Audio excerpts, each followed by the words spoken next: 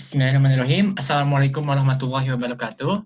Selamat siang waktu Turki dan juga selamat sore waktu Indonesia. Salam sejahtera. Alhamdulillah pada kesempatan hari ini kita semua dapat hadir kembali di acara workshop content creator yang diselenggarakan oleh PPI Sparta, yang mana kegiatan ini merupakan kegiatan lanjutan dari kegiatan yang telah dilaksanakan beberapa bulan yang lalu ya. Namun tentunya kegiatan hari ini akan lebih seru lagi karena kita kedatangan tamu, kedatangan narasumber yang berbeda dan juga tentunya tema yang berbeda, yaitu Being Like a Cinematographer in a Day, Express Yourself with Your Own Video. Baiklah, bersama saya Dika Nurfandirahdia yang akan memandu jalannya acara ini selama 2 jam ke depan. Pertama-tama kami ingin mengucapkan terima kasih kepada teman-teman semua, teman-teman dari Turki dan juga Indo, ataupun dari wilayah lainnya. Terima kasih kepada semuanya yang telah menyempatkan waktunya untuk hadir di acara ini. Dan juga terima kasih atas antusiasmenya juga kepada narasumber yang telah bersedia untuk berbagi ilmu dan pengalamannya mengenai konten kreator atau pada tema kali ini yaitu videografi dan sinematografi. Juga tak lupa kepada teman-teman rekan-rekan PPI Sparta yang telah mendukung dan juga membantu terlaksananya acara ini. Kami mengucapkan terima kasih. Baiklah, sebelum ke acara inti, mari kita dengarkan terlebih dahulu ada sedikit sambutan dari ketua kita PPI Sparta, Muhammad Raihan. Muhammad Raihan sudah ada?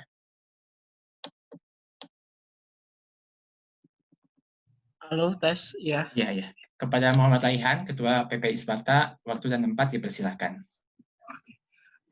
Assalamualaikum warahmatullahi wabarakatuh. Bismillahirrahmanirrahim. Salat serta salam kita panjatkan kepada hadirat Allah Subhanahu Wa Taala dan juga tak luput utusan Nabi Muhammad SAW dan juga salam sejahtera untuk kita semua. Yang terhormat narasumber Bang Ahmad Stefan, lalu juga moderator acara, dan juga teman-teman yang saya cintai. Akhirnya kita dapat berjumpa lagi di acara konten kreator yang bertujuan untuk mengembangkan soft skill, mengembangkan skill-skill di samping skill akademik kita. Lalu apalagi hari ini bahasan tentang video making atau film making yang tentunya sangat bermanfaat di era digital ini. Dan juga filmmaking ini atau video making ini juga dapat dikolaborasikan di banyak bidang. Mungkin kita bisa mekatronik jurusannya ataupun bisnis apapun itu. Dengan belajar ini juga mungkin bisa dikolaborasikan nantinya untuk membuat infografis dan segala macamnya. Sekali lagi terima kasih untuk narasumber sudah menyempatkan waktunya di kesibukan ini, mungkin corona online semuanya ya. Luar biasa sekali, terima kasih sekali lagi Bang Ahmad Stefan. Dan juga teman-teman yang sudah meluangkan waktunya untuk hadir ada di acara ini. Saya sangat senang, sangat bahagia. Insya Allah sore kita akan bermanfaat dan menjadi ilmu yang berkah. Mungkin tanpa panjang pendek, itu saja saya kembalikan ke moderator. Ya, terima kasih kepada Ketua PPI Sparta. Betul seperti yang disampaikan oleh Muhammad Raihan, Ketua PPI Sparta, bahwasannya acara ini merupakan niat dari PPI Sparta untuk mengembangkan soft skill, baik itu dari teman-teman PPI Sparta maupun yang di luar PPI Sparta. Dan juga konten kreator ini sangat erat kaitannya dengan berbagai bidang, bisa diterapkan di berbagai bidang, misalnya kita ingin membuat profil sebuah perusahaan, ataupun bahkan engineering dan sebagainya. Sehingga kami rasa konten kreator ini akan sangat bermanfaat bagi teman-teman semua. Agar acara ini berjalan dengan lancar, dimohon kepada para peserta agar tertib dan kondusif. Untuk videonya boleh diaktifkan, namun audionya mohon dinonaktifkan selama acara berlangsung. Jika teman-teman ada pertanyaan, silahkan langsung tulis saja di kolom komentar selama acara berlangsung. Jadi nanti akan dijawab di akhir sesi oleh narasumber. Dan juga jangan lupa isi formulir untuk penerbitan sertifikatnya. Baiklah, hari ini kita kedatangan narasumber spesial yang memang ahli di bidangnya. Beliau juga aktif membuat konten-konten di YouTube dan juga pernah mengikuti lomba terkait dengan videografi, sinematografi, dan juga Kak Ahmed Stefan ini merupakan mahasiswa di Selçuk University, jurusan radio, televisi, dan sinema, sehingga tema kali ini akan sangat linear, akan sangat seru karena dibahas langsung oleh ahlinya, begitu ya. Tanpa panjang lebar, kita sapa saja langsung Kak Ahmed Stefan. Apakah sudah siap, Kak Ahmed? Gimana, Kak Ahmed? Kabarnya gimana? Alhamdulillah, sehat. Alhamdulillah. Jadi sekarang nih selama corona sibuk apa nih, Kang?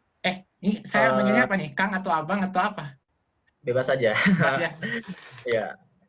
Ya, alhamdulillah selama masa-masa corona ini saya aktif komunitas. Kebetulan juga alhamdulillah dimanahkan jadi ketua komunitas Learn from Turkey, ngadain webinar, habis itu buat konten-konten di Instagram, di Ketua YouTube apa, juga. Kak? Ketua komunitas Learn from Turkey. Oke. Learn from Turkey. Kalau lihat Instagramnya tulis saja Learn from Turkey. Itu kita memperkenalkan budaya Turki ke masyarakat Indonesia gitu yang tertarik dengan Turki gitu kan. Oh, jadi di sana ada juga konten-konten berupa video yang diselipkan untuk mengenalkan budaya-budaya Indonesia. Sejauh ini belum ada sih konten video, tapi insya Allah kedepannya ya. Untuk konten video, saya aktifnya di YouTube sama Instagram sih biasanya. Kalau yang saat ini ya. Oke. Lebih ke YouTube sih. Kalau yang dulu sama? Sebelum corona maksudnya? Sebelum corona, iya.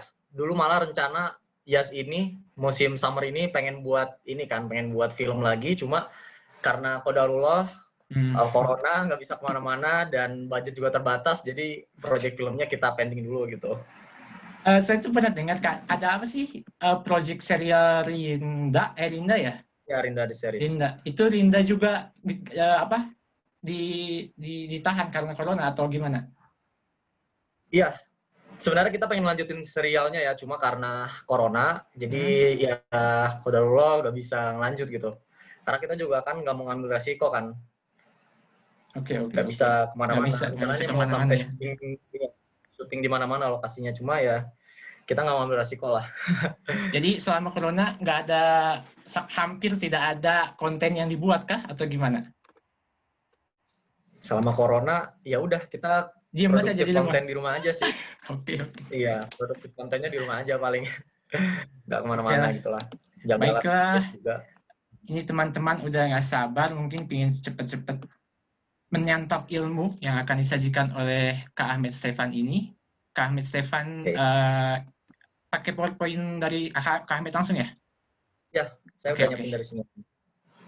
Bisa di-share saja langsung, Kak. Oke. Udah kelihatan belum? Oke, udah kelihatan. Ini saya full screen. Kalau saya full screen, jadi full screen juga kan ya? Ya, jadi full screen, betul. Oke, sip. Oke ya, kalau gitu saya langsung mulai aja nih. Ya, silakan, Kak. Ya. Oke. Bismillahirrahmanirrahim. Rabbi shrah li sadri wa yassir li amri wahlul 'uqdatam min lisani yafqahu qawli. Sebelumnya saya ucapkan juga terima kasih kepada PPI Sparta yang sudah berinisiatif untuk mengadakan webinar yang berkenaan dengan sinematografi gitu ya, atau the art of videography gitu. Dan juga terima kasih buat partisipan yang sudah hadir ikut mengikut serta di webinar kita kali ini. Nah, saya sekarang akan menjelaskan slide yang berjudul The Art of Videography gitu ya. Nah, tapi sebelum kita masuk ke pembahasannya, saya mau teman-teman tahu dulu gitu perbedaan apa sih videografi dan sinematografi itu. Ini karena dua aspek yang berbeda gitu ya, jangan sampai tertukar gitu. Nah, videografi itu adalah the process of recording video. Proses merekam satu keadaan untuk kepentingan mendokumentasikan blog atau video blog dan lain sebagainya lah. Pokoknya ya kayak YouTuber biasa, kayak YouTuber yang review HP, YouTuber yang review yang room tour atau review mobil segala macam, itu videografi ya. Sementara sinematografi itu adalah the art of making motion picture gitu. proses membuat satu video dengan maksud dan tujuan tertentu yang digarap secara serius dan profesional gitu. Contohnya adalah filmmaking gitu ya. Itu proses itu adalah sinematografi gitu. Jadi di sana mereka tuh kayak ada krunya yang lebih ngurus ke ada yang ngurus ke directing, ada yang mengurus bagian sponsorship, keuangan, budget, ada yang mengurus story-nya seperti apa gitu. Dan juga nanti hasil dari footage-nya itu mau dijadikan seperti apa, warnanya seperti apa, tempatnya di mana dan sebagainya. Ya pokoknya intinya yang lebih serius itu namanya sinematografi gitu. Nah kalau video biasa, video footage biasa, check-in biasa, syuting biasa itu videografi namanya. Oke, sekarang kita ke tips membuat video yang baik dulu. Nah, tips membuat video yang baik. Yang pertama, ini udah saya rangkum 5 poin. Pertama, platform kita gitu. Nah, kenali perangkat nih. Perangkat yang akan kita gunakan. Suaranya putus-putus ya? Wait, ini chat, ada yang ngechat tapi gak kelihatan nih. Jelas kah suaranya? Apa putus-putus?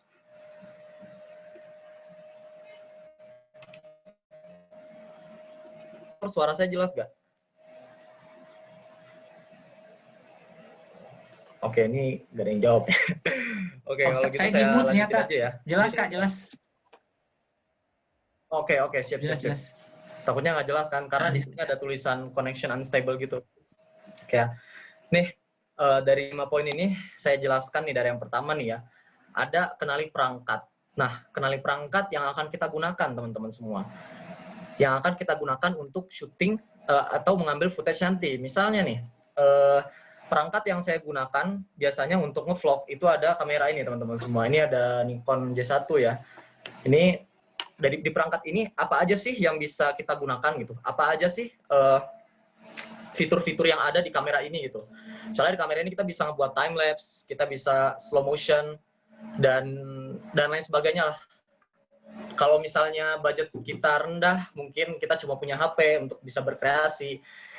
Kita juga harus tahu nih teman-teman nih, apa aja sih yang bisa kita buat dari HP ini yang bisa kita maksimalkan fitur dari HP ini. Misalnya di HP ini kita bisa buat slow motion juga, atau ada kamera stabilization-nya dan lain sebagainya gitu. Maka kita harus tahu dulu perangkat kita sebelum kita syuting gitu, supaya hasil kita tahu nih semaksimal mana perangkat kita bisa lakukan gitu, perangkat kita bisa manfaatkan gitu.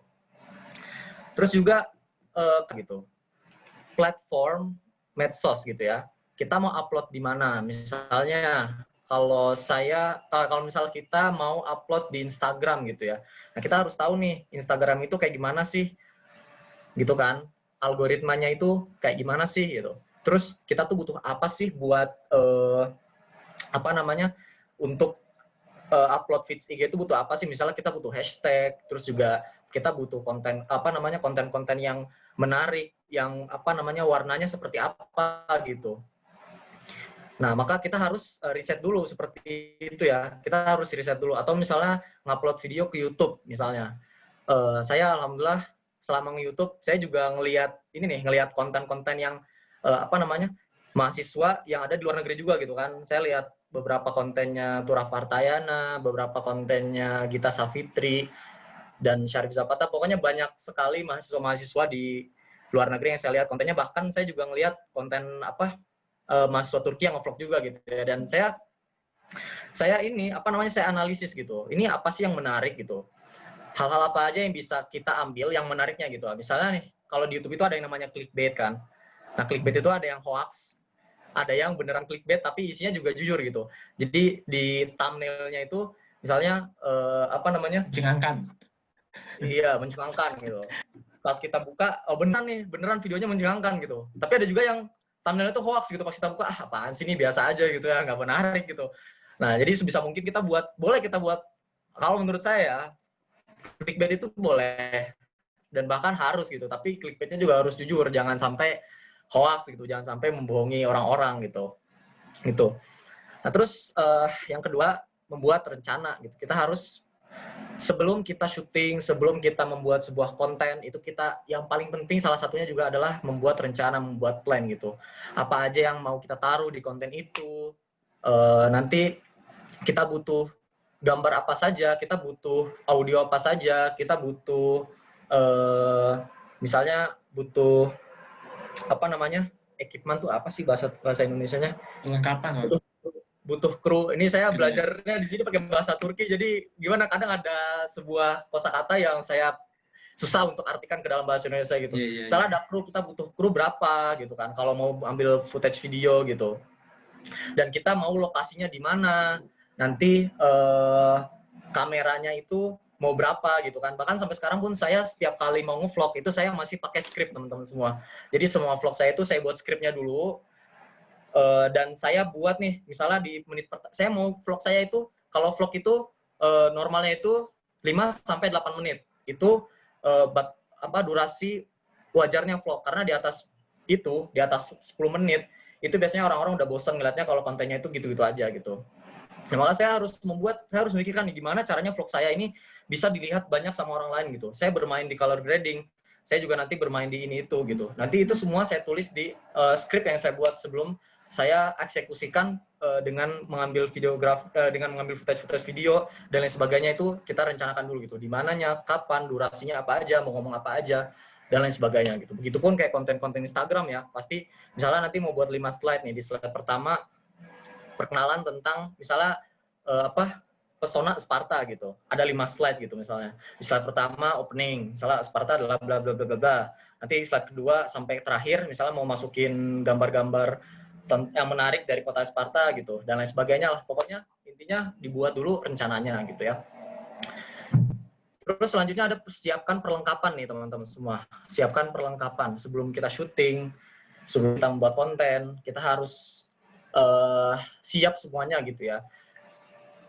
Dan apa ya, yang paling general itu biasanya kalau kita buat syuting vlog video atau fotografi, itu biasanya kita ngebawa tripod kecil gitu ya. Nih saya juga ada tripod kecil, cuma lagi nggak di sini.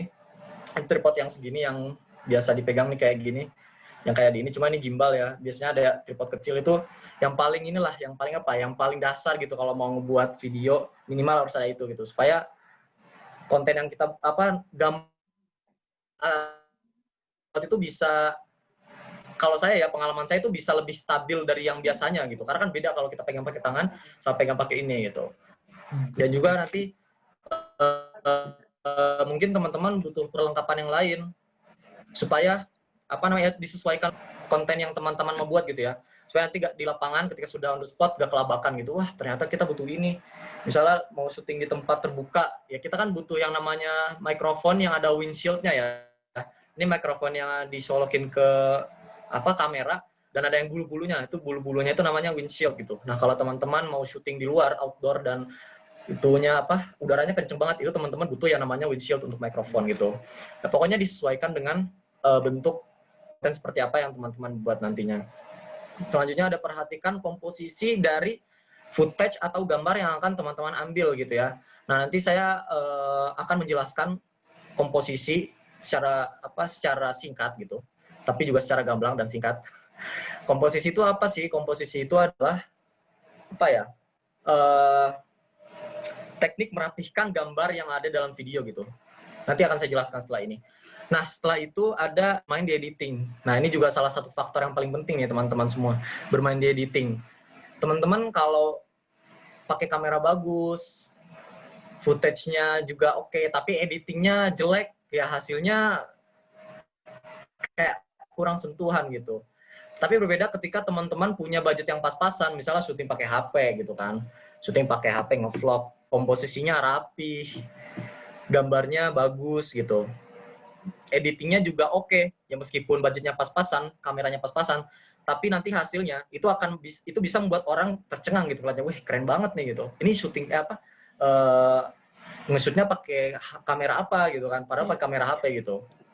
Gitu teman-teman semua. Jadi kita harus bisa juga bermain di editing. Kuncinya apa di editing? Kuncinya itu adalah imajinasi kita dan referensi kita, melihat sebanyak apa kita lihat nih teknik-teknik editing dari orang-orang lain gitu. Misalnya saya sering ngelihat teknik editing dari kayak kalau lokalnya misalnya Agung Hapsah gitu ya, ada Agung Hapsah. Terus kalau misalnya yang di luar tuh kayak ada JR Ali.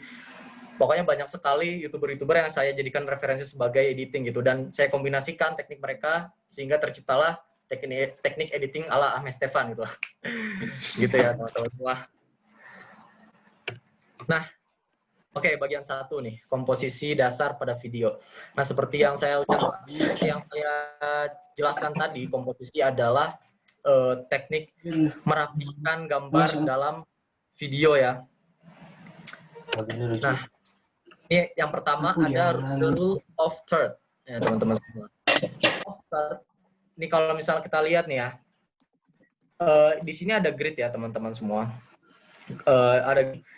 Kalau teman-teman menggunakan HP untuk syuting atau kamera, nanti teman-teman bisa temukan di settingan itu ada settingannya grid diaktifin gitu. Nah, ini namanya teknik rule of third. Nah, fungsinya adalah apa? Fungsinya adalah untuk merapihkan, meluruskan objek yang akan kita ambil gitu. Kita bisa lihat nih ya contoh contoh gambar yang pertama nih teman-teman semua. Di sini kita lihat ada pohon, ada backgroundnya tuh langit, dan kita lihat di sini di bawahnya ada bunga-bunga warna kuning ya. Nah, ini kita bisa lihat kalau misalnya kita hilangin gridnya, ini kita lihat, rapih, lurus, presisi, oke lah bisa dijadiin wallpaper gitu ya. Orang juga ngeliatnya tuh gak sakit matanya gitu. Nah, kuncinya tuh ada di sini gitu, dirapihin gitu ya. Sama si kameramennya tuh lihat tuh. Dia menempatkan bunga-bunganya ini di bawah garis ini. Garis yang kedua ini. Dan pohonnya ada di garis yang berdiri ini. Dan langitnya bertempat di dua garis di atas ini nih. Gitu ya, presisi gitu, lurus. Sehingga kalau kita hilangkan gridnya itu jadi terlihat lebih rapi gitu. Begitupun yang di bawah ini ada mercusuar nih ya, mercusuar, ada lautnya juga. Ini juga kameramennya memposisikan ini dengan rapi gitu ya. Kita bisa lihat mercusuarnya di sini lurus gitu, dan juga dia naruh tanah dan lautnya ini setengah dari bagian yang ini. Jadi lebih rapi kelihatannya gitu. Juga nih kita lihat menara Eiffel ya. Ini kita lihat lurus menara Eiffelnya. Pokoknya komposisinya rapih, perpaduannya mantap gitu. Kita bisa lihat foto ini juga, kita bisa lihat nih orangnya berdiri di sini, lurus, garis di sini, dan juga batu ini kan dia berdiri di batu ya, dan depannya ada laut. Ini disesuaikan dengan garis ini gitu, jadi lurus dan kelihatannya lebih rapih gitu. Nah, mungkin teman-teman setelah ini kalau mau syuting atau mengambil foto, mungkin teman-teman bisa menerap rule of third ini ya. Jadi biar foto teman-teman tuh bisa lebih rapih, lebih lurus, lebih presisi gitu. Dan lebih enak buat dilihat. Apalagi buat feeds IG gitu ya. Nah, selanjutnya teknik komposisi yang kedua ada headroom gitu. Headroom itu adalah teknik memberi ruang di atas kepala objek gambar gitu. Nah, seperti kita lihat di sini, ada Tony Stark ya lagi berdiri, dan kita bisa lihat dari ujung frame ini, dari ujung ininya ke kepala Tony Stark itu ada beberapa senti jarak gitu. Fungsinya adalah apa? Fungsinya adalah untuk memberikan ruang kepada objek supaya dia itu bisa terlihat bebas bergerak dan tidak terlalu sempit frame-nya gitu. Fungsinya itu aja gitu. Sebenarnya disesuaikan lagi sih sama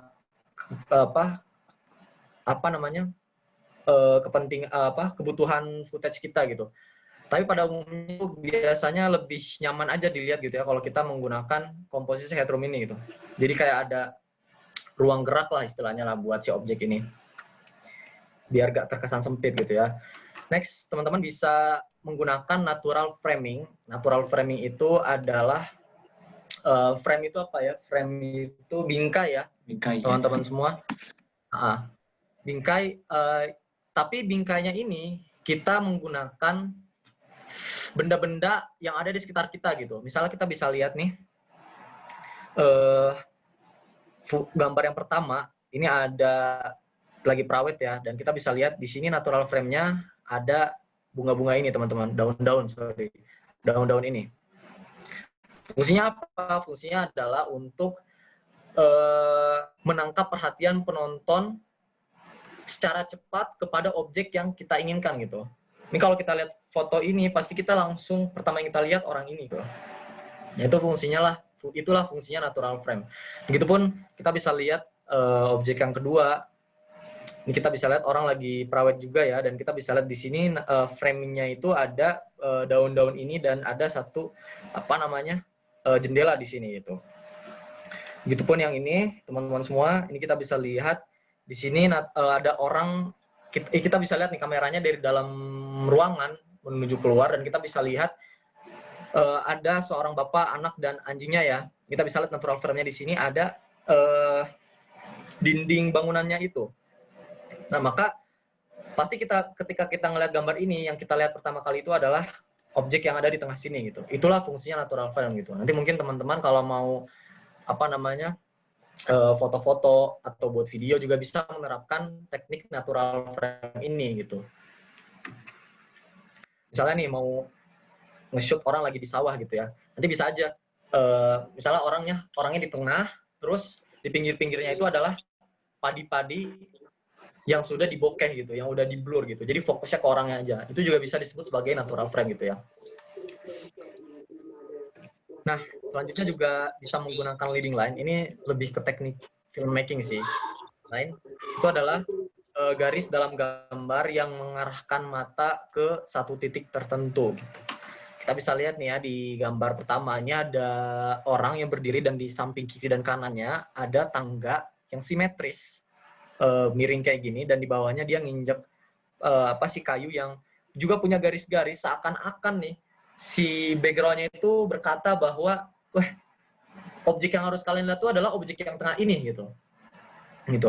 Begitupun kita bisa lihat nih gambar kedua, ada orang lagi duel ya. Ini background-nya itu garis-garisnya tuh seakan-akan menunjukkan bahwa objek yang harus kalian lihat itu adalah objek yang ada di tengah sini gitu.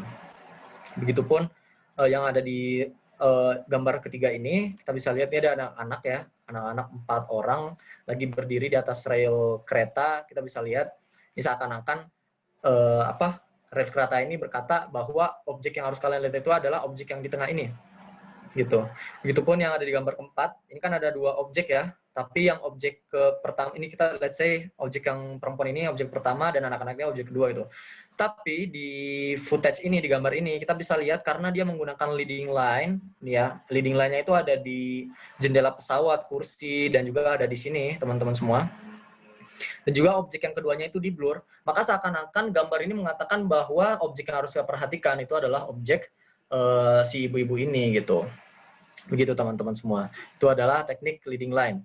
Ini sebenarnya lebih ke filmmaking atau mungkin nanti shoot footage yang dimana teman-teman memungkinkan di tempat itu tuh ada leading line-nya gitu ya. Oke. Untuk komposisi itu aja, ada 4 tadi dari saya, rule of third, headroom, natural framing, dan leading line. Selanjutnya nih, teknik pengambilan video. Ini teknik pertama, saya akan menjelaskan kamera angle-nya dulu. Kamera angle, sudut pengambilan. Ini di sini udah saya rangkum ya, jadi beberapa kamera angle. Pertama ada frog eye. Frog eye itu adalah posisi kamera dari bawah memperlihatkan objek-objek yang ada di depannya dia gitu. Tapi ini biasanya digunakan untuk landscape dan tidak fokus kepada satu objek gitu. Ini kita bisa lihat kan di sini ada banyak sekali objek gitu. Jadi ini lebih ke general lah, lebih ke general syutingnya ya, syuting general, syuting landscape atau syuting keramaian di jalan gitu. Selanjutnya ada bird eye. Bird eye itu adalah kamera angle dari atas, misalnya kayak syuting drone, syuting dari helikopter. Nah, seperti ini teman-teman semua. Ini adalah kamera angle, bird eye, kamera angle gitu. Selanjutnya ada low angle. Low angle itu adalah teknik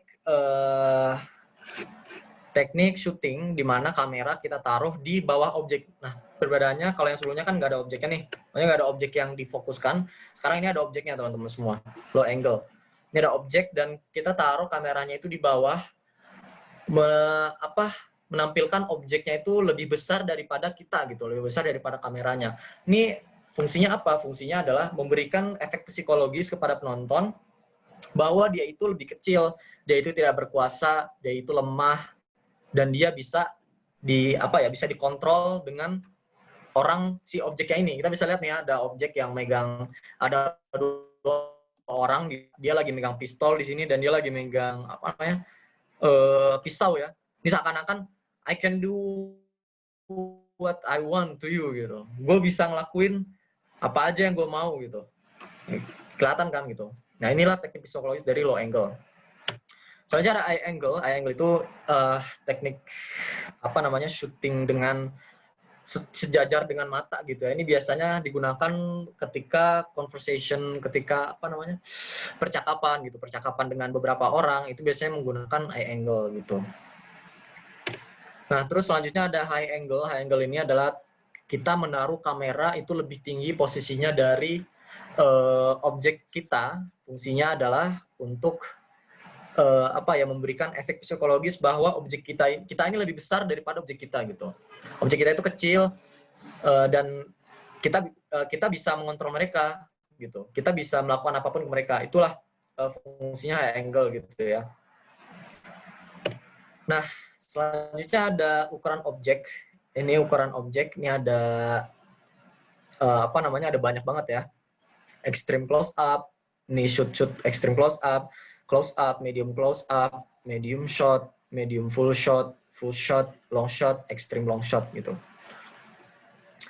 Oke, yang pertama ada extreme close up.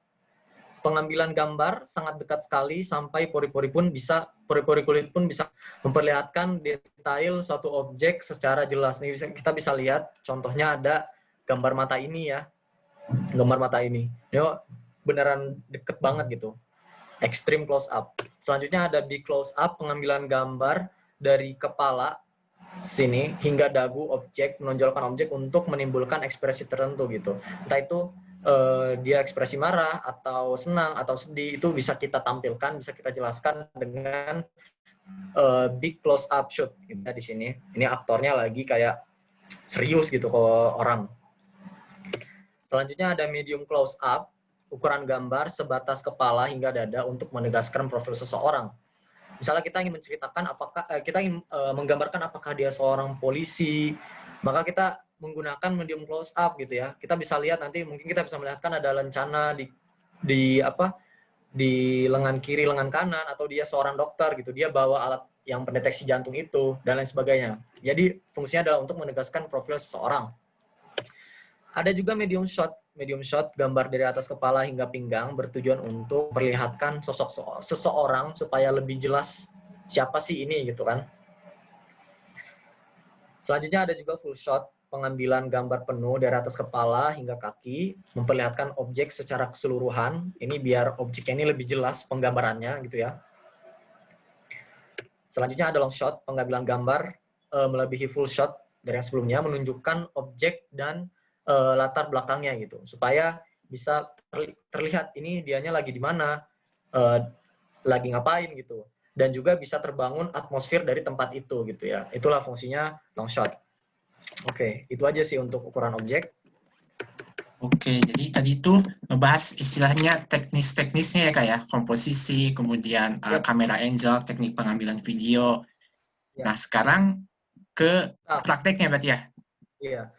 Sekarang ibaratnya tadi sebelum syutingnya, sekarang kita akan melakukan teknik hal-hal yang dibutuhkan setelah syuting, yaitu editingnya gitu. Jadi teman-teman saya minta semua untuk membuka Adobe Premiere Pro-nya kalau teman-teman punya Adobe Premiere Pro, dan ini saya ada link footage dari yang udah saya buat. Saya copy di kolom chat aja ya, biar kita nanti sekalian latihan juga. Oh iya, paham. Teman-teman jadi bisa download nanti footage-nya dari kolom komentar, kemudian dijadikan bahan untuk mengedit bersama-sama dengan Kak Ahmed ya. Yes, betul. Ini saya nggak bisa buka kolom chat, kenapa ya? Saya share ke ini aja ya, WhatsApp aja ya. Oh, boleh ke WhatsApp saya. Dika ya? Oke, wait. Teman-teman mungkin sambil menunggu bisa dibuka juga Adobe Premiere Pro-nya.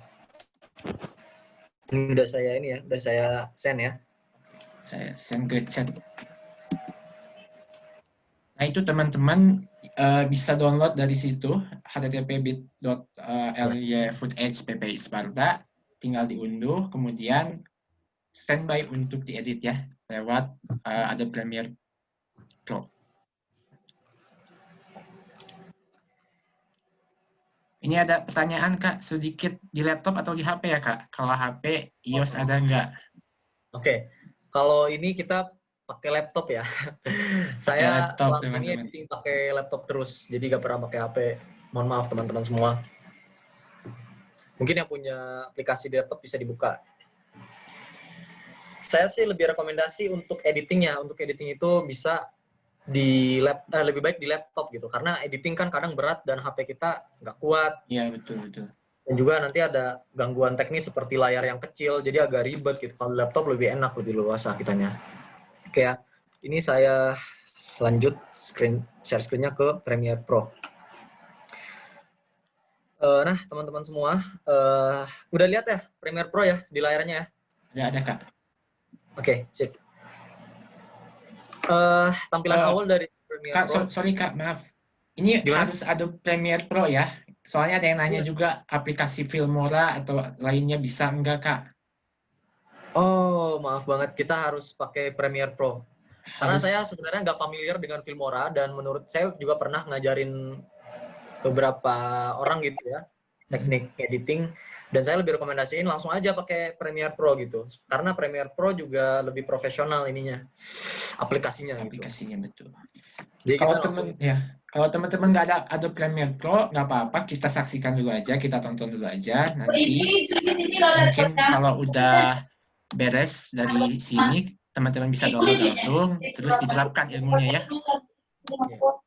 Teman-teman bisa lihat dulu apa namanya praktekan dari saya. Oke, kita langsung aja klik new project tadi kalau udah masuk, dan kita tentuin dulu nih kita mau save di mana nih. Misalnya saya biasanya taruh di desktop sih. Terus kita taruh ini tadi ini ya, location-nya di mana, dan kita namain misalnya latihan webinar PPI Sparta. Oke. Klik aja oke.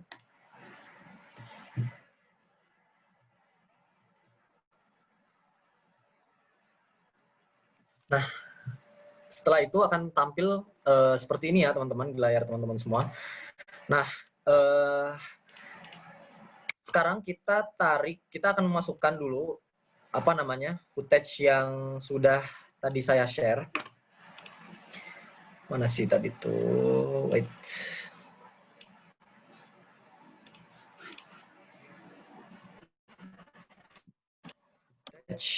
Oke. Nah ini ya. Sekarang kita akan masukkan footage ini ke dalam Premiere Pro. Caranya gampang banget. Teman-teman tinggal select, teman-teman pilih semua footage-nya. Lalu teman-teman tarik ke sini aja. Ke sini ya. Import media to start nih. Kita tunggu beberapa detik.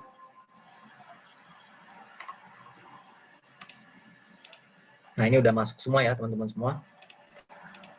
Nah setelah itu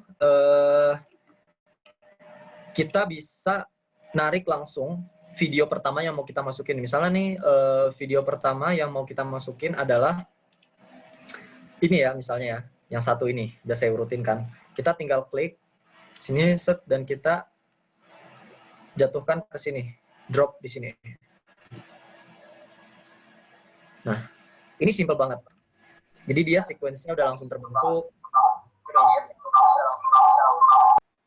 Atau teman-teman juga bisa manual gitu ya, secara manual dengan klik file, new, sequence.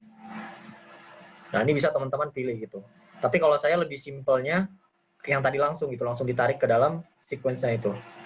Ini kan ada banyak macam pilihan. Ini lebih jatuhnya lebih ke something yang profesional gitu ya. Kayak misalnya 20 ini, kalau ini 1080p 24 fps itu biasanya buat film gitu ya, buat kayak film sinema, 25 itu untuk acara TV, 60 itu buat apa namanya, video-video yang mau di slow motion atau video-video YouTube juga bisa gitu ya, pakai yang 60 fps. Nah, tapi lebih simpelnya mendingan langsung ditarik aja ke samping sini gitu ya. Oke, setelah itu kita tarik juga footage-footage yang kita mau editing gitu ya. Ini saya select sampai 6, teman-teman nanti masukkan semua dari 2 sampai 6. Jadi kayak gini. Oh iya, saya belum ngasih lihat ya. Hasilnya seperti apa yang akan kita edit nanti. Ini hasilnya seperti ini teman-teman semua. Maaf, ketinggalan. Kita akan membuat video kayak gini.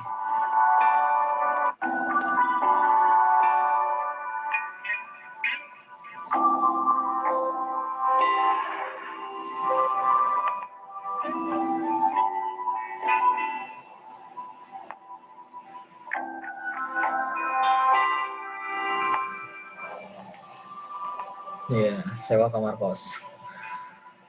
Ini editingnya simpel aja ya. Saya nggak mau macem-macem karena waktunya juga terbatas gitu. Pokoknya kita akan belajar mengedit video seperti itu. Jadi tadi kita udah sampai masukin video-video footage-nya ke dalam sequence-nya ya. Nah, oke, setelah itu selanjutnya adalah kita ingin memasukkan lagunya teman-teman semua. Ini lagunya yang Noir Add Blank. Kita tarik juga ke sini teman-teman semua, ke bawah. Kalau tadi kan video ke atas ya. Kalau ini audio di bawah. Di sini. Di yang ke sini, yang kedua ini. Atau teman-teman karena ini nggak ada audionya, which is kita nggak butuh audio dari video-video ini, jadi kita timpain aja ke sini gitu ya, biar audionya hilang gitu. Nah, setelah itu saya mau, ini kan ada beat-beatnya ya. Ini kita bisa lihat nih ya, kalau teman-teman lihat di sini ada beatnya, set naik, naik, itu sini turun, tek naik, turun, tek naik lagi. Nah ini beat yang naik ini kita fungsikan sebagai pergantian footage nanti di beat yang naik ini. Maka kita atur videonya di beat yang naik ini. Misalnya beat yang naiknya di sini ya, kita taruh di sini, kita klik di sini biar garis birunya ini diem di sini. Habis itu kita taruh di sini nih teman-teman. Nah, jadi ntar kayak gini nih. Nah, itu ya jadinya.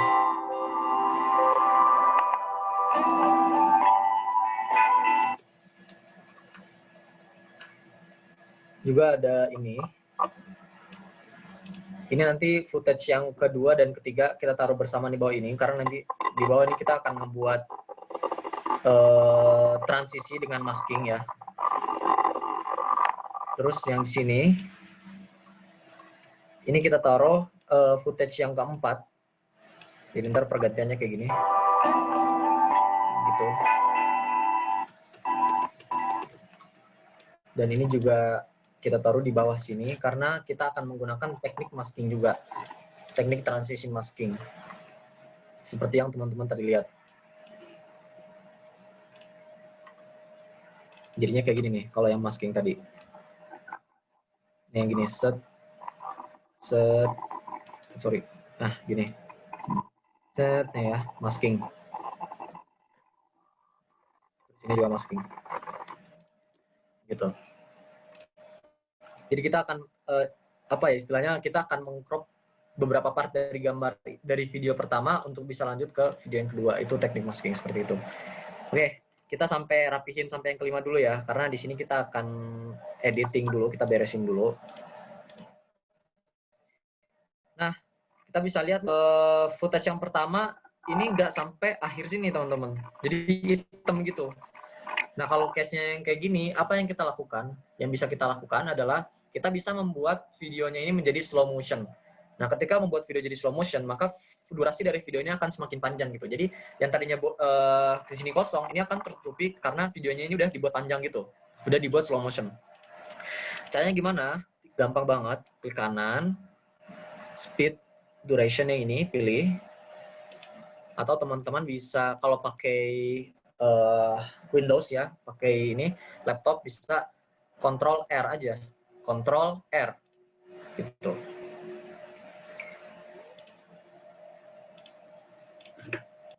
Kayaknya ada yang ini ya, ada yang chat ya. Saya nggak bisa ngelihat chatnya nih. Oh, di saya nggak ada sih, Kak. Ya nggak ada. Itu Nggak ada, oke. chat pertanyaan kah atau Nggak ada, oke. nggak ada? Saya kira ada yang nanya ya. Sorry. Ya, kita lanjut ya.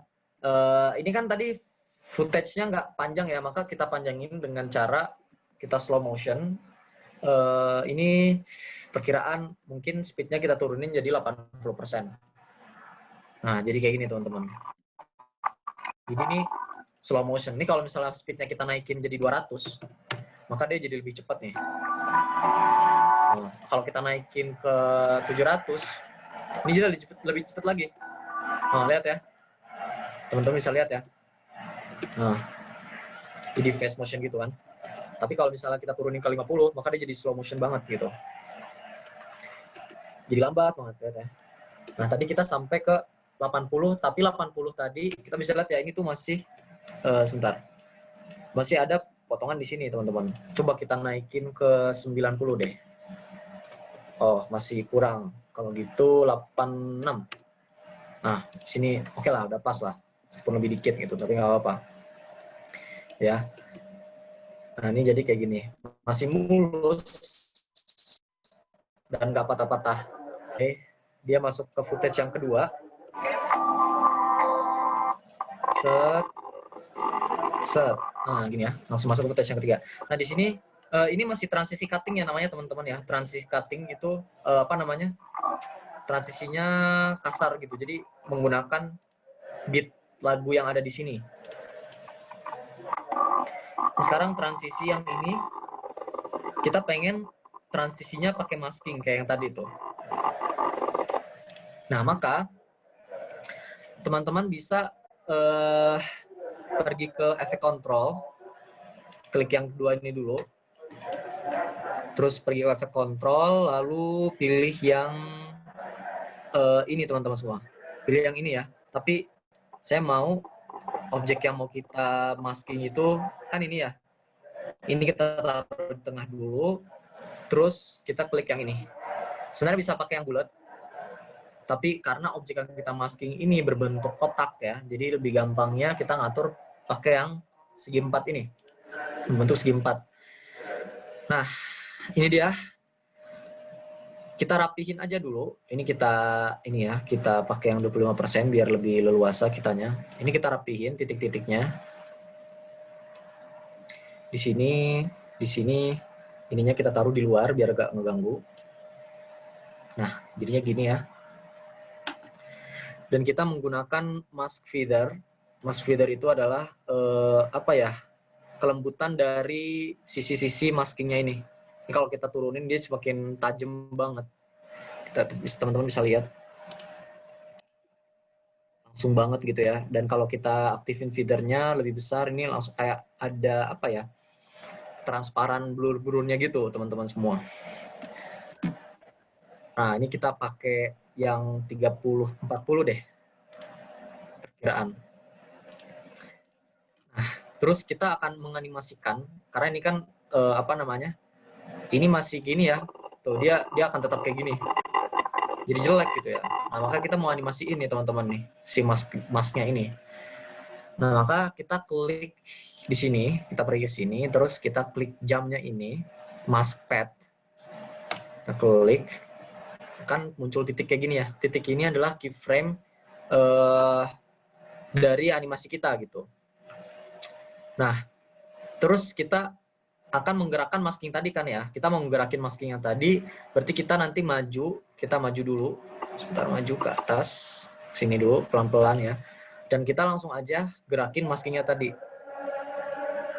Ini kita naikin. Kita naikin ke atas. Set. Ini saya sambil tekan shift ya, karena kalau kita nggak tekan shift, dia bisa mondar-mandir kemana-mana gini. Gitu.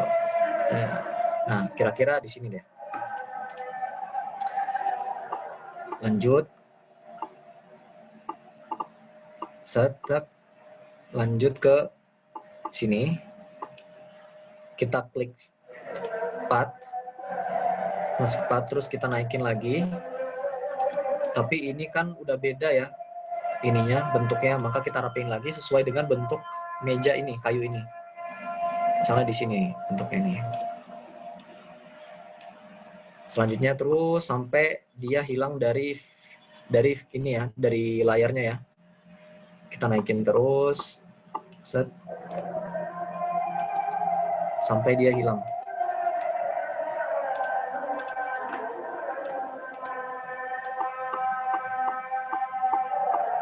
Nah, sip. Ini udah bisa nih di sini nih. Dari sini sampai sini udah berhasil. Nah, sekarang kita rapihin yang sisi-sisi sebelumnya gitu ya, yang tadi yang belum kita gerakin masnya di sini teman-teman semua. Kita tinggal klik ini aja nih. Kita ke sini, tet. Kita turunin.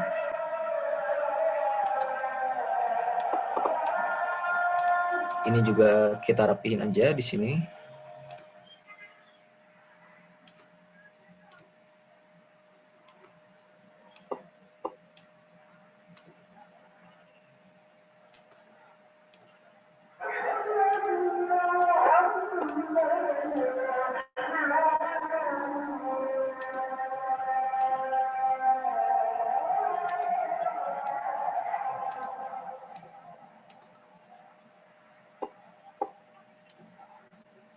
Oke.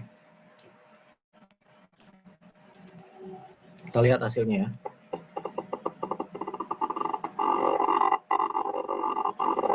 Nah, gini teman-teman semua hasilnya. Teknik transisi maskingnya udah bisa dibilang oke ya, berhasil. Nah, kita play footage-nya. Sorry.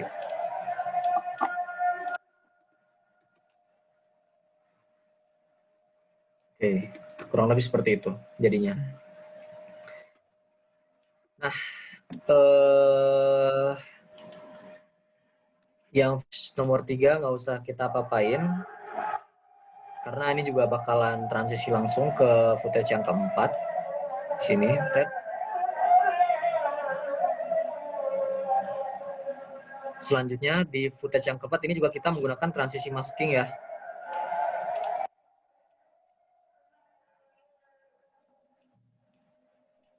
Ini maskingnya dimulai dari sini. Berarti footage yang kelima, yang ini, kita taruh di titik startnya di sini. Kita mulai lagi kayak yang tadi, kita ulangin lagi.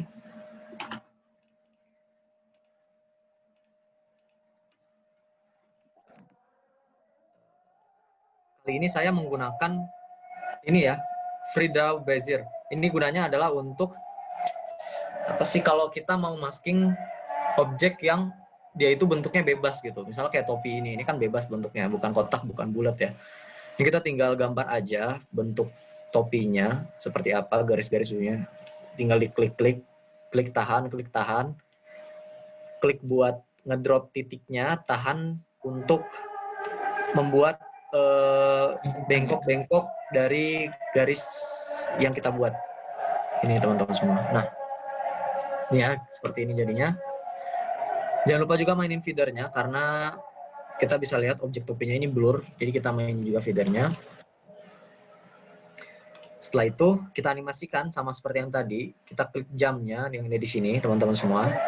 Klik jam ini, tek. Nah, jadi keyframe-nya kan.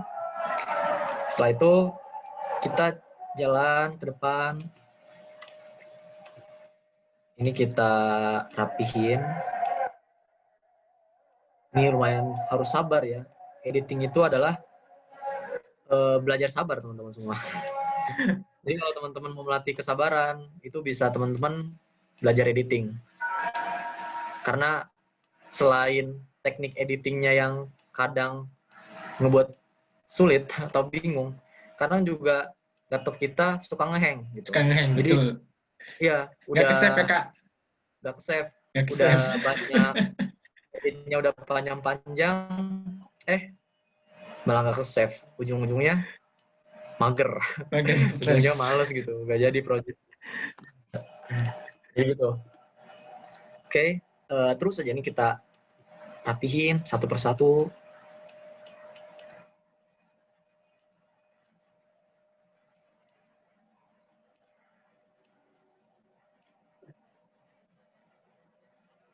Sampai sini. Ini juga kita rapihin. Ini set. Ini saya maju frame-nya itu pakai ini ya, pakai apa mouse ini nih. Ini kalau misalnya saya giniin si ininya, si apa sih yang Scroll-nya. ya, biru-biru ini kalau saya scroll up dia akan maju, kalau saya scroll down jadi mundur dia. Ya, tapi kita harus scroll down di kursornya harus taruh di sini gitu. Ini kita lihat set. Tadi udah sampai mana di sini ya.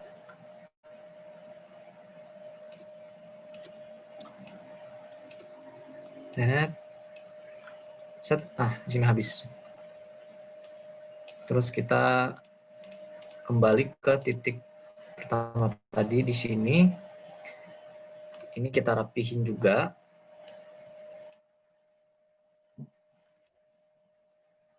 Seperti ini kurang lebih. Ini jangan sampai masuk ke dalam layarnya.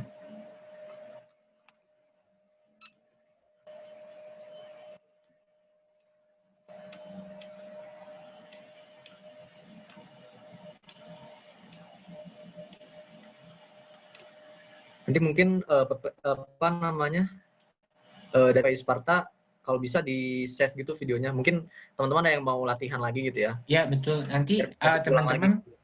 teman-teman kalau mau lihat siaran ulangnya, nanti kita upload di YouTube. Bisa ditonton Ya. ulang. Mungkin teman-teman ada yang ketinggalan, karena ini saya ngejar waktu juga. Ini ya. Ini kita sampai titik awal, kita giniin aja. Nggak, hilang gini. Jadinya kayak gini nanti. Yap.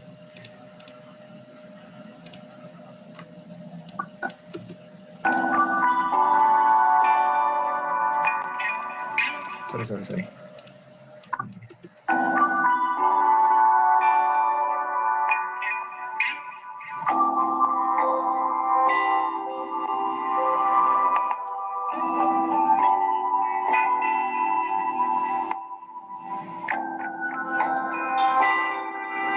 Oke.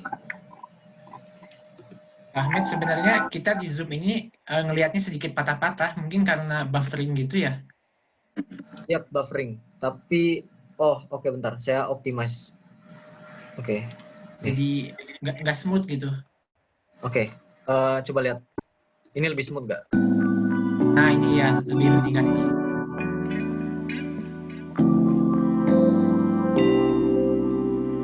Nah, ya ini smooth nih, yang tadi patah-patah.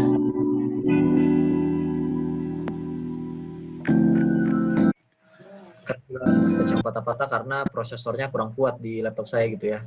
Ya pokoknya intinya tadi hasilnya seperti itu editingnya. Nah terus ini karena ini kan panjang banget audionya. Jadi kita pengen akhirin videonya. Ini juga kita pakai teknik cutting audio ya, teman-teman semua. Ini kita langsung ambil aja bagian part akhir dari audio ini, kita zoom di bagian akhir. Sini set, kita zoom, kita pilih ini tools yang ini, Razor Tool, atau teman-teman bisa lihat ya, ini ada keyboard shortcutnya itu klik tombol huruf C, klik ini atau klik huruf C langsung. Kita cut yang kita ambil bagian ininya nih. Ini bitnya pertama nih akhirnya. Kita ambil ininya, set. Nah, terus yang ini karena tadi bitnya itu sama yang ini mirip. Jadi ini saya potong, terus kita kembali ke kursor biasa, selection tool biasa. Habis itu kita delete audio yang tadi tidak akan kita pakai, kita delete aja. Setelah itu kita geser yang ini ke sini. Nah, digeser. Coba kita dengar, nyambung nggak kira-kira?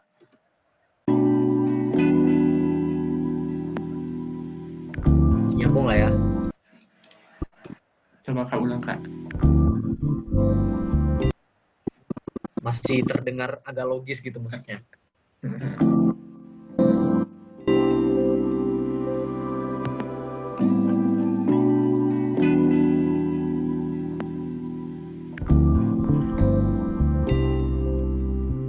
Ini kalau saya dengar nyambung sih.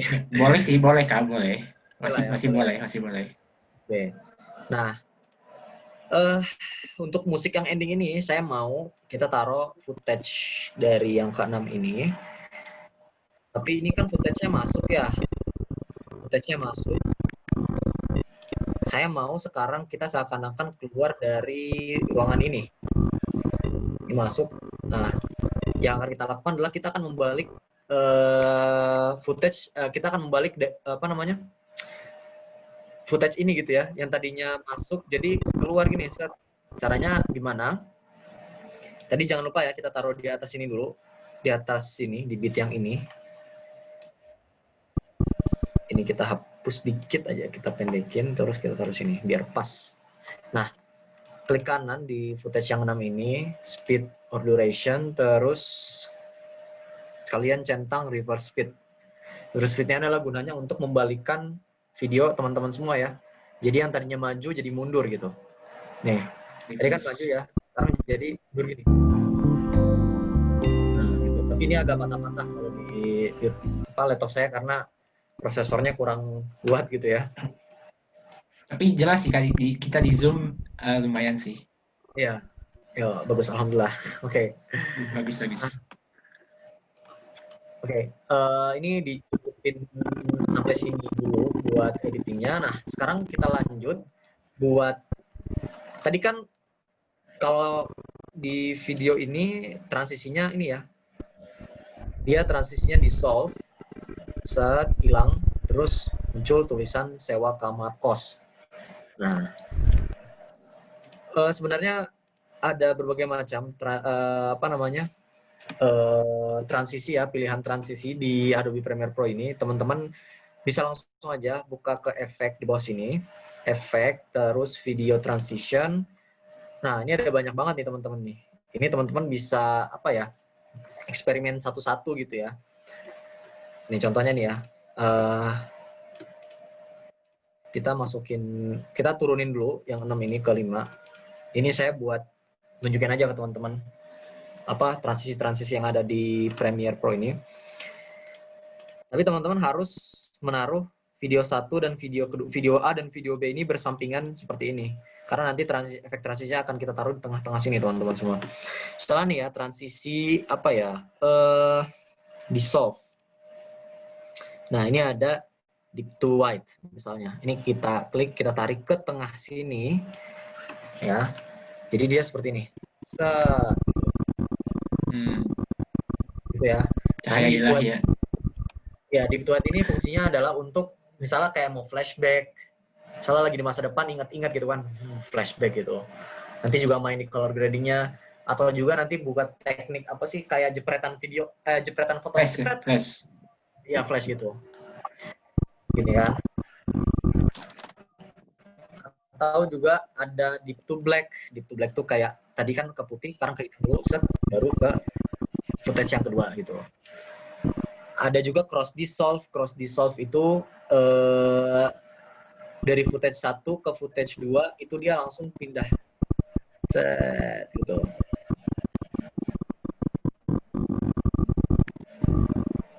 Dan juga ada beberapa transisi lain ya. Tapi saya jarang banget gunain ini. Ya, ada banyak. Begini. Seperti ini. Seperti ini, pokoknya macam-macam. Teman-teman kalau mau explore silahkan banget bisa explore. Juga mungkin buat biar ada teknik-teknik transisi yang lain gitu ya dari teman-teman semua. Oke, ini kita pakai transisi yang awal aja. Nah, ini saya balikin ke atas karena saya mau tadi ada tulisan sewa kos di sini ya, sewa kamar kos. Maka saya tambahin di sini, misalnya sewa kamar kos. Nah, gini. Kita taruh di tengah. Dan juga tulisannya ini kita taruh di bawah footage 6 ini, teman-teman semua. Wah, not responding.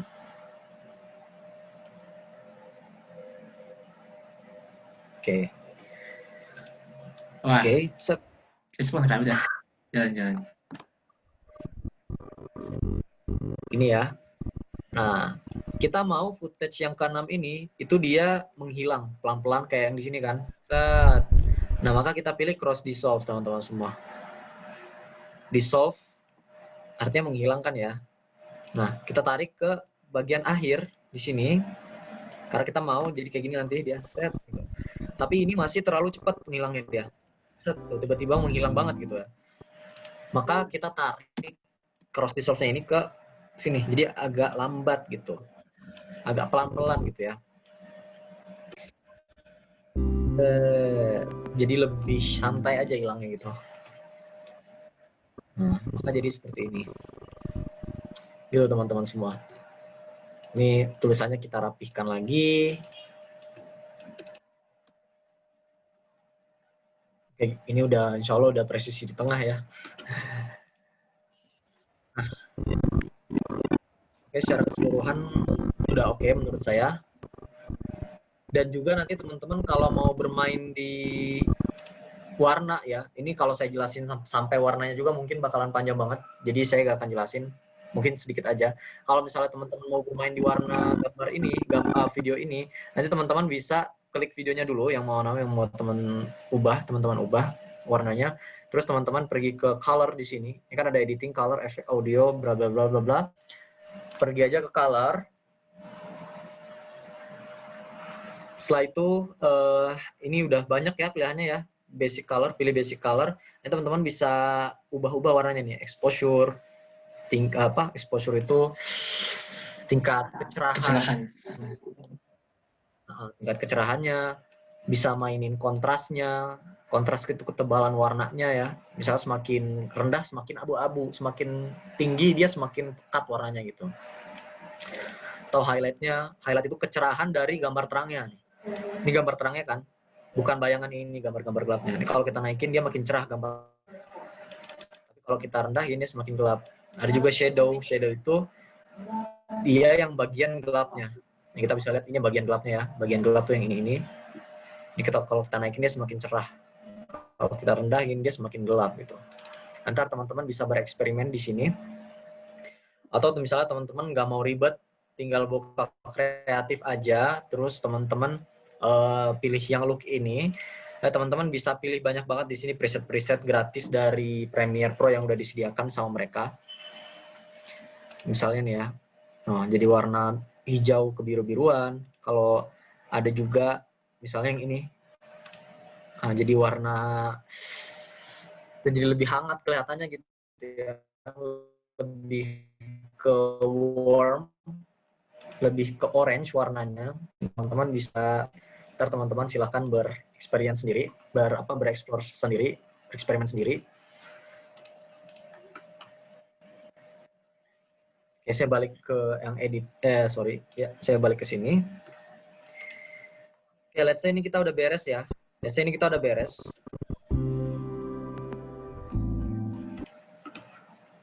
Saya mau coba sekarang saya ubah dulu sedikit fontnya biar gak terlalu biasa banget kelihatannya gitu. Saya klik font yang ini, klik layer yang ini, saya pilih ke sini, ke teks yang ini, terus kita buka ininya, source text. Sini banyak banget kan pilihan-pilihannya. Oke, kita misalnya yang ini nih. Kita rapiin lagi aja. Share. Oke. Seperti ini.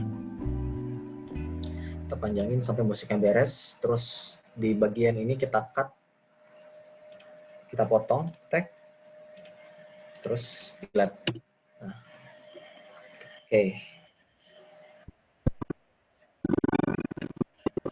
Nah, seperti ini ya. Nah, sekarang ini let's say udah beres misalnya. Terus kita pengen ngerender nih, kita pengen ngebuat hasil editan kita jadi berbentuk video supaya kita bisa upload misalnya ke Instagram atau ke YouTube gitu. Nah, maka yang kita lakukan adalah file di sini teman-teman semua. Duh, not responding. Oke. Oke, File, siap. export media, Suka file, deg-degan export juga. media.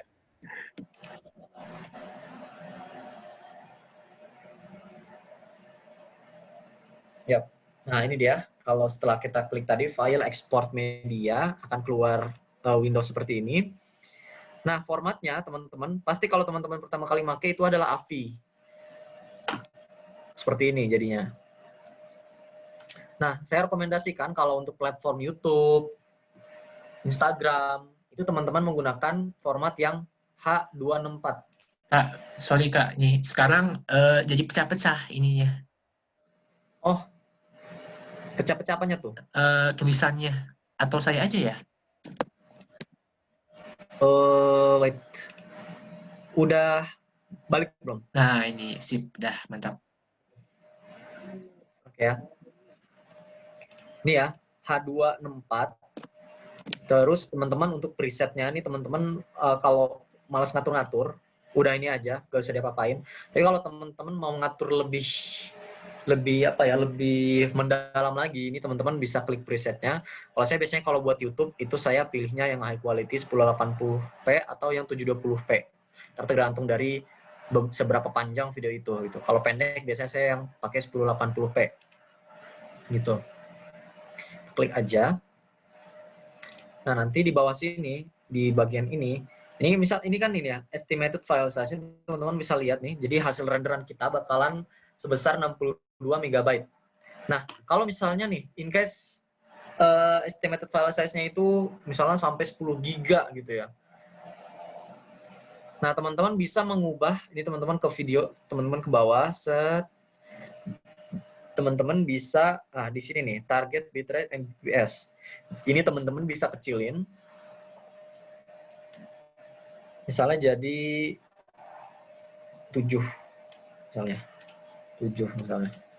Nah, apa sih Mbps? Mbps itu adalah pixel yang ada di dalam footage teman-teman gitu. Jadi semakin kecil Mbps, size-nya itu Full HD, tapi dia agak sedikit pecah-pecah gitu kelihatannya. Semakin tinggi, semakin rapat, semakin jelas, tapi semakin berat juga file teman-teman semua. Mungkin ini kan kita gak terlalu penting ya, kita bukan ngerender film, kita bukan ngerender sesuatu yang butuh close up dan detail, maka ya udah kita rendahin aja gitu. Tapi kalau misalnya kita butuh konten kita adalah konten yang misalnya kayak nge-review atau konten yang memperlihatkan detail dari sesuatu, itu harus Mbps-nya itu harus tinggi gitu, karena butuh detailnya gitu ya. Coba kita naikin jadi 62. Oh, kita lihat jadi 193 MB filenya. Tapi kalau kita rendahin ke 7 tadi, maka cuma 22 MB doang gitu ya. Oke. Setelah mengatur Mbps-nya, teman-teman save dulu filenya mau di output name. Ini kita klik aja. Misalnya saya mau taruh di desktop, terus filenya namanya final. Save ya. Setelah itu udah tinggal di export, klik export. Ini processingnya. Kadang processing itu ada yang sampai setengah jam gitu ya. Biasanya kalau saya buat video yang durasi 7 menit itu rendernya bisa sampai 30 menit gitu. 20 menit bisa sampai gitu, tergantung dari seberapa berat editan kita gitu ya.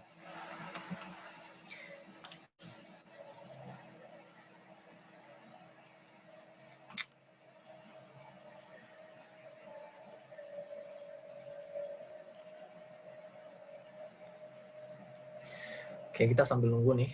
Nunggu ya, Kak. 22, 21. 20 detik.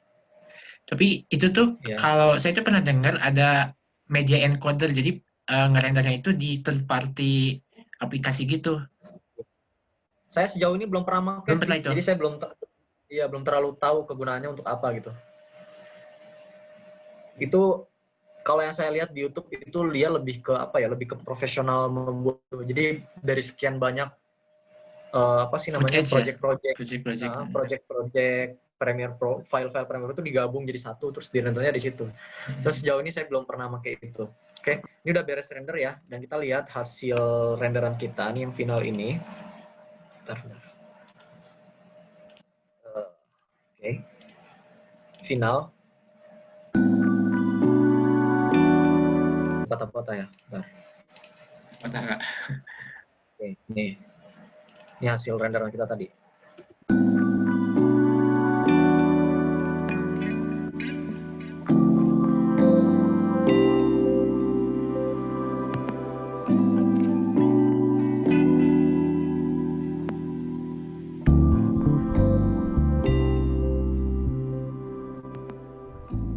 Oke.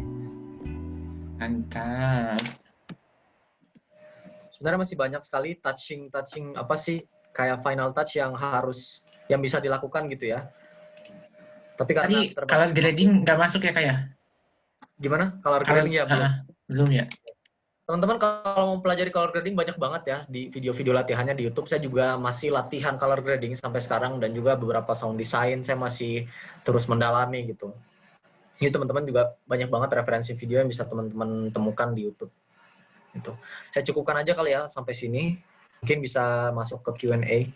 Oke, kita ke tanya jawab ya. Ini ada beberapa pertanyaan nih, Kak. Bentar kita cari. Yang pertama itu banyak yang nanya tentang minimal sistem requirement-nya buat di PC, berapa RAM-nya katanya, prosesor dan sebagainya. Itu gimana, Kak, untuk Adobe Premiere Pro? Oke. Nah, teman-teman semua, Adobe Premiere itu kan banyak banget versinya ya. Ada yang CS5, CS6, CC2000 berapa, 15, 16, 17, 18, 19, 20 ini yang saya pakai, yang paling terbaru CC20. Nah, sebenarnya tergantung kalau teman-teman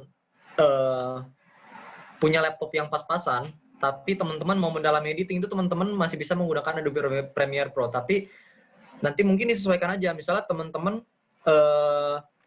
punya laptop yang Core i3, RAM-nya 4 GB, misalnya ya, let's say.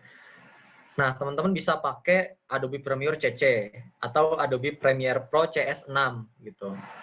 Itu lebih ringan ya. Jadi CS5 itu paling ringan, kalau yang pernah saya pakai, itu paling ringan. Even di Windows XP pun bisa jalan, dan itu masih ringan. Di Windows 7 pun masih bisa jalan. Pakai Intel Core 2 Duo yang jadul, itu masih bisa masuk teman-teman semua. Gitu. Oke, jadi teman-teman masih bisa disesuaikan ya, sesuaikan saja dengan laptop masing-masing, pasti bisa lah disesuaikan. Tapi kalau mau pakai CC yang 2018 itu minimal nih ya, minimal Core i5. Ini menurut pengalaman saya, Core i5 RAM-nya itu 8 GB. Core i5 yang 7 generation. Tapi itu perbedaannya apa, Kak?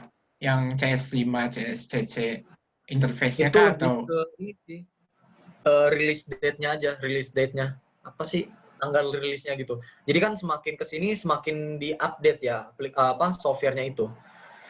Jadi semakin disesuaikan, kayak misalnya tadi di CS5, tadi kita pakai masking transition kan ya. Nah itu di CS5 itu setahu saya belum ada masking transition. Jadi teman-teman bisa pakai masking transition. Jadi yang simpel-simpel aja gitu. Cuma kayak yang tadi di solve, deep to white, deep to black. Fitur-fiturnya pun gitu. Berbeda ya, fitur-fiturnya berbeda berarti. Simpel-simpel gitu. Ya kurang lebih kayak Filmora lah. Oke, Filmora. Ini saya baca aja ya pertanyaannya. Cara pindahin video dari HP iOS ke laptop. Dari HP iOS ke laptop? Maksudnya gimana? Kurang paham saya juga. Atau ini Caca, dari Caca. Caca boleh langsung deh tanya ke Bang Ahmed. Jelasnya seperti apa?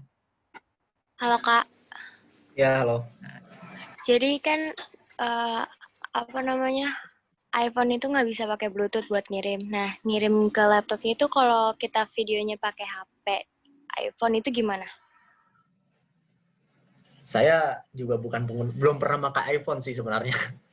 Kalau mungkin video kecil mungkin bisa diupload dulu di Drive ya, karena kan Drive itu bisa masuk ke iPhone, Google Drive bisa masuk ke iPhone, bisa masuk ke Windows juga. Mungkin solusi yang sekarang bisa saya sebutkan itu ya itu di-upload dulu ke Google Drive. Selebihnya karena saya belum pernah pakai iOS atau pakai Apple laptop, jadi mohon maaf saya kurang tahu nih. Gitu loh. Oke, gimana Mungkin Mbak Caca? mungkin bisa cari tutorialnya aja kalau di YouTube gitu ya. Karena saya sendiri belum pernah pakai device dari iPhone gitu. Oke, kita lanjut aja ya. Kalau bikin teks kayak translate setiap yang diomongin di video itu gimana, Kak? Dari Mbak Caca juga ini. Oh, jatuhnya ke subtitle kali ya. Ya, subtitle mungkin ya maksudnya. Oke. Subtitle itu sama kayak tadi kita ngebuat yang ini teman-teman nih, yang tulisan sewa kamar kos. Bedanya adalah kita kecilin aja, terus kita taruh di bawah sini. Terus nanti si teksnya ini kita sesuaikan dengan audionya nih. Misalnya nih munculnya di sini. Ini misalnya audio yang di sini.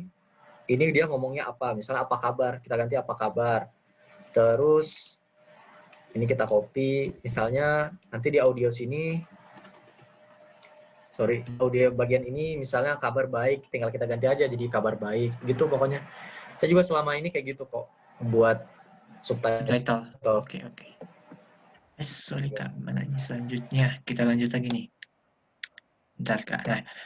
Nah, dari Fikri mau tanya, kan karena saya nggak pakai windshield, jadi ada suara angin yang ganggu gitu. Gimana cara mengurangi gangguan suara anginnya? Apakah bisa dikurangi dengan cara edit atau yang lain? Pengalaman saya, kalau kita edit nih, kalau misalnya anginnya itu kenceng banget sampai gitu kan, itu kalau diedit bakalan hancur suaranya. Jadi saya rekomendasikan beli windshield. Windshield itu berapa sih? Paling cuma kalau dirupiahin mungkin 100.000 atau 50.000. Atau kalau di Turki belum pernah beli juga. Atau teman-teman bisa diinin aja,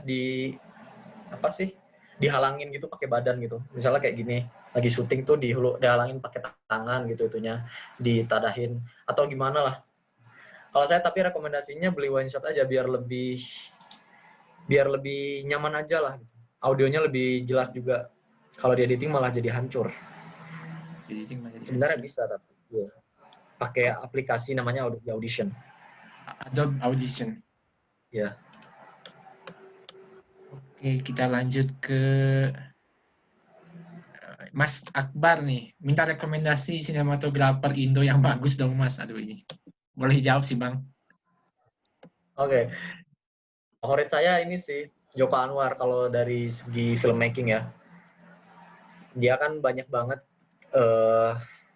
karya-karya filmnya dan dia itu kalau saya memperhatikan, saya nonton filmnya Joko Anwar tuh saya memperhatikan dari segi komposisinya dia gitu. Dia tuh benar-benar memperhatikan rule of third-nya, memperhatikan segala aspek dari komposisinya rapih banget. Salah satu yang paling suka saya nonton film Gundala waktu itu. Itu rapih banget. Bagus, saya suka dia dari segi komposisinya. Gundala. Kalau film yang luar, mungkin film Parasit ya, film Korea. Itu juga rapih komposisinya. Ini Mas Fikri kayaknya mau nanya lagi berkenaan dengan windshield. Boleh Fikri silahkan. Bicara langsung aja sama Kak Ahmed. Oke. Fikri.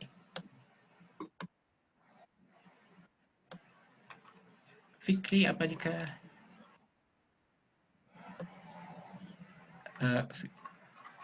ini Fikri, ada nggak ya Fikri? Audionya nggak keluar.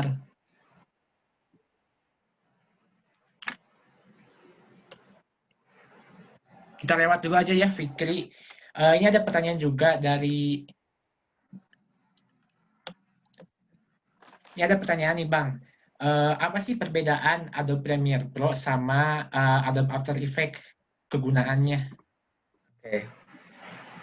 Adobe Premiere Pro itu digunakan untuk produksi film atau editing simple kayak tadi kita cutting footage gitu ya. Dan digabungkan jadi satu, taruh transisi di sana, jadilah satu video pendek atau video panjang gitu. Sementara kalau After Effects itu gunanya untuk menambahkan efek-efek efek-efek yang visual effect. Contohnya Visual apa effect. sih? Contohnya kayak misalnya terbang gitu. Kita terbang ke atas langit. Atau misalnya kita mau ngeluarin api dari tangan kita gitu. Simpelnya kayak gitu. Atau misalnya kita mau ngebuat yang tadinya pemandangannya dari padang pasir tiba-tiba turun salju di padang pasir itu editnya di After Effects gitu. Jadi lebih expert ke visual effect kalau After Effects itu. Teman-teman kalau mau pakai sekedar editing biasa, saya saranin pakai Adobe Premiere Pro. Tapi Gitu. kalau editing biasa bisa di After Effects nggak Bang? Atau harus di Adobe Premiere Pro? Editing biasa saya sarankan di Premiere Pro aja, Premiere karena Pro, ya. After Effects itu lebih lebih ribet istilahnya lah, lebih banyak berat sih. banyak settingannya gitu. Jadi ntar lebih berat juga. Oke, lanjut nih Bang. Kadang ada orang nih yang mikir tuh, itu editan videonya bagus karena perangkatnya bagus, karena kameranya bagus. Nah, menurut Kak Ahmed Stefan nih, sepenting apakah sebuah kamera atau mungkin perangkat-perangkat lainnya, gimbal dan sebagainya untuk menghasilkan video yang berkualitas? Oke. Saya sampai sekarang belum pernah pakai kamera yang mahal ya. Jadi sebenarnya kita bisa memaksimalkan device yang kita punya, teman-teman semua. Yaitu dengan cara kita rapihin komposisinya, kita bermain di editingnya gitu. Kalau secara standar saya belum bisa menyebutkan nih device apa, misal kameranya harus kamera ini, gimbalnya harus gimbal ini, saya belum bisa menyebutkan teman-teman semua. Karena saya pun masih pakai kamera yang budget ya. Kan saya nge-vlog sampai sekarang masih pakai kamera ini, kamera Nikon. Tapi saya bermain di editing, sound design segala macam gitu. Bahkan ada vlog saya yang pakai HP doang gitu. Gitu. Siap. Jadi nggak menjamin juga ya kamera bagus kalau skillnya nggak ada, ya sama aja. Maksimalkan gadget yang kita punya. Ya, Itu aja betul, sih. betul. Maksimalkan gadget yang kita punya. Selanjutnya, mau nanya lagi Mas, platform editing yang dipakai buat jurusan RTS biasanya apa? Soalnya aneh biasa pakai Vegas Pro katanya. Kalau di Selcuk itu pakai Edios apa nggak salah ya. Sebenarnya di Selcuk di editingnya itu lebih ke editing TV ya, makanya dia pakai aplikasi Edios. Kalau saya lebih editingnya ke filmmaking gitu, makanya saya pakai Premiere Pro gitu. Edios ya namanya, Edios. Nah, Itu kalau di Selcuk ya. saya baru pertama kali dengar itu. Itu dari Itu baru Turki pertama kah kali atau serius? Nggak tahu juga. Nggak tahu. Nggak tahu juga. Tapi karena baru ada pelajaran editing itu semester ini. Interface-nya tapi bahasa Inggris.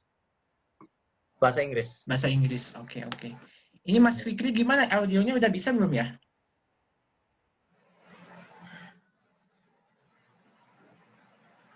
Halo Mas Fikri. Wah, sayang banget nih. Nggak jelas audio, nggak keluar katanya Kak Ahmed. Mungkin settingan dari HP-nya kali ya. Atau boleh diketik aja ya. Diketik aja kayaknya, kalau mau nanya. Silahkan.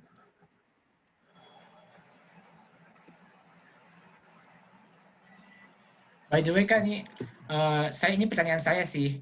Dulu tuh pertama kali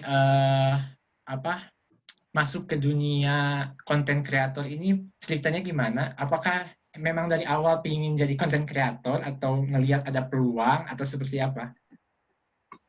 Sebenarnya masuk ke dunia konten kreator ini saya mau mendorong diri saya ya. Saya tuh dulunya adalah seorang yang pemalu, tidak bisa berbicara di depan kamera, bahkan di depan umum. Pokoknya lebih tertutup dengan hal-hal yang luar gitulah. Nah, makanya saya memberanikan diri nih, saya nggak bisa kayak gini terus. Kalau misalnya saya begini terus, ya mau jadi apa di masa depan gitu. Kita kan harus mengikuti perkembangan. Kita juga harus, ya pokoknya harus berubah lah. saya tidak nyaman dengan diri saya yang waktu itu gitu. Nah, maka saya lihat menjadi content creator itu adalah solusinya gitu. Saya mulai nge-YouTube, mulai ya nampilin muka di depan kamera aja gitu. Akhirnya makin kesono makin seru juga gitu ya. Kita bisa berbagi positivity gitu ke orang-orang banyak, berbagi cerita, dan orang-orang pun ada yang respect ya, ada yang haters juga. Bahkan Haters sekarang itu gimana tuh saya haters? punya haters nih. Saya punya haters sekarang. Itu gimana cara Ada menanggapinya aja tuh? yang, ya udah, saya karena udah sering ngerasa kayak udah sering lah, terus udah sering kata-kata buruk pun, bahkan konten saya yang cara kuliah di Turki yang saya merasa itu positif kan, tapi ada aja yang ngata-ngatain sebanyak, ya udah saya tanggapin aja, saya senyum-senyumin aja. Bahkan saya kadang ketawa sama komen haters yang yang nggak nyambung gitu loh sama konten saya gitu. Ada aja gitu, mereka tuh kayak udahlah nggak usah ditanggapin gitu. Iya, Yang penting kita fokus ke diri kita, fokus tetap tujuan kita apa. Ya, tujuan saya pengen berbagi positivity, kita pengen membuat orang lain menjadi tersenyum dengan video kita gitu. Ya udah, iya, betul. fokus ke Balik sana lagi aja. ke niat aja ya, Kak. Itu titik baliknya waktu ke Turki berarti? Iya, sebenarnya saya mulai boleh buat konten itu waktu sebelum ke Turki ya. Saya kan dulunya juga suka buat film segala macem. Saya mulai buat, ya seru juga gitu. Saya mikir, seru juga gitu. Akhirnya pas ke Turki, di Turki ini kita punya chance gitu ya. Saya ngelihat ada kesempatan emas buat semua mahasiswa di Turki, asalkan mau gerak aja, asalkan punya ide yang cemerlang untuk memanfaatkan kesempatan kita di Turki yang bisa kita angkat sebagai konten kreator. Nah itu, saya sampai sekarang pun saya masih ngelis konten-konten yang possible saya buat gitu. Yang kira-kira ya memungkinkan untuk saya realisasikan selama saya di Turki gitu. Oke. Ini ada pertanyaan lagi nih. Kamu tanya lagi, kalau jadi konten kreator, kuliah kita keganggu enggak? Gimana cara bagi waktunya? Dari Ang Ui. Oke. Saya biasanya teman-teman saya buat kalender ya. Sebenarnya kita tinggal managing waktunya aja gitu. Saya buat table kerjaan harian saya. Ini di depan meja saya ini ada kalender. Ini saya tulis nih tanggal, misalnya di sini kan dalam sebulan tuh ada 30 hari. Ini saya manage tanggal 1, 2, misalnya saya belajar tanggal 3, 4 syuting vlog, tanggal 5 langsung diedit, tanggal 6 nanti belajar lagi, tanggal 7, 8 terus aja. Saya biasanya kayak gitu sih. Saya lebih ke memanage waktu gitu. Sebenarnya kalau kita gak manage bisa aja mengganggu itu. Apalagi kalau misalnya hobi banget dan udah dapat duit dari YouTube, wah itu pasti bakalan ketagihan konten. Di sisi lain kita kewajiban buat belajar juga kan. Jadi betul. ya prioritas kita tetap belajar, tapi di sisi lain kalau misalnya hobinya ngonten, ya udah, why gitu. Nonton tetap jalan, belajar juga tetap jalan, harus di manage gitu. Ngomongin YouTube itu AdSense gimana nih? Jalan nggak nih, Kak? Kalau boleh tahu kita. Alhamdulillah udah jalan sih. Udah jalan? Udah jalan ya, udah dapet. Sekarang tuh berapa sih subscribe-nya tuh? Udah berapa? Kemarin lihat lupa saya. Udah 11.900 sih, alhamdulillah. 11.900. Iya. Mungkin teman-teman juga salah satu dari subscriber saya ucapkan terima kasih banyak udah mendukung saya. Terima kasih. Ya. Iya.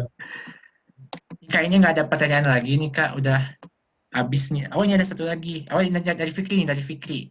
Wine shield itu kan banyak macamnya, dan saya itu ngerekam pakai HP, dan stabilizernya enaknya tuh pakai wine shield yang mana. Dan biasanya tuh colokan di HP kita ketutupan sama stabilizernya. Minta sarannya gimana?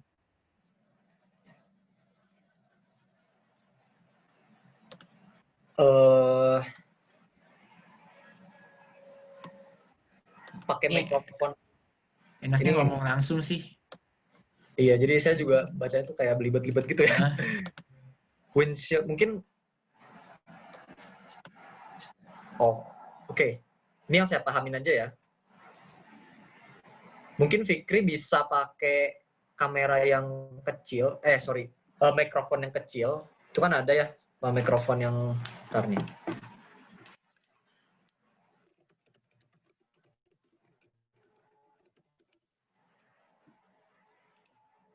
bukan yang gede, yang kecil, yang mikrofon kayak mikrofon klip. Nah, yang kayak gini nih. Klip ya, klip. Kayak klip tapi ada windshield-nya. Nih ya, kalau lihat nih. Ini yang macam kayak gini nih.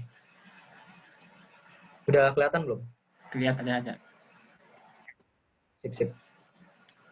Nah, ini yang kayak gini ya, macamnya. Ntar mungkin Fikri bisa pakai yang itu aja.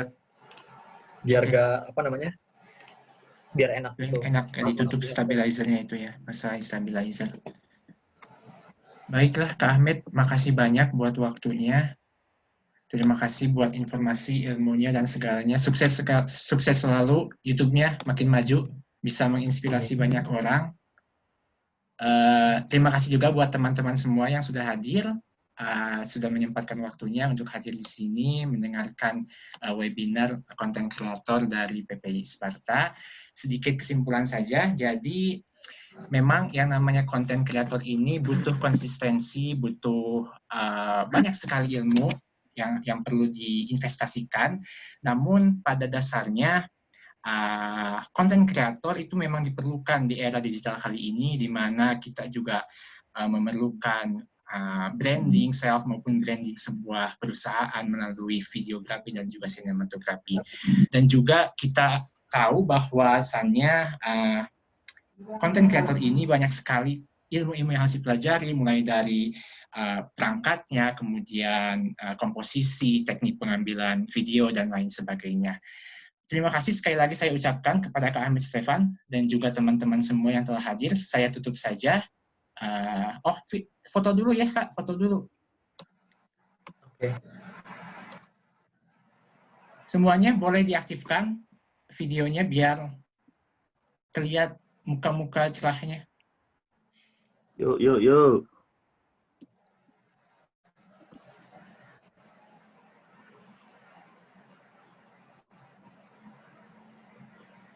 Ini pesertanya dari Sparta semua ya? Kayaknya ada yang dari luar juga deh Kak. Soalnya ada beberapa nama yang saya nggak tahu juga. Oke. Istanbul hadir. Kak Azki, Aziza, Vezirotul, Adeliana, Hafiz, Zaldi, Nasir. Boleh diaktifin. Kita foto aja sebentar. Kayaknya emang nggak mau diaktifin nih. Aku ikut foto ya dari Istanbul. Bang Syawal. Oke, kita foto ya. Bentar. 1, 2, 3. Bentar, sekali lagi. 1, 2, 3. Oke, sip. Terima kasih buat teman-teman semua. Terima kasih Kak Ahmed Stefan. Saya tutup saja dengan Alhamdulillahirrahmanirrahim. Terima kasih. Wassalamualaikum warahmatullahi wabarakatuh. Waalaikumsalam warahmatullahi wabarakatuh. Makasih banyak, Bang. Thank you banget, Bang Ahmed Stefan. Sama-sama. Kak Aziza nggak nanya-nanya tadi. Saya izin live ya.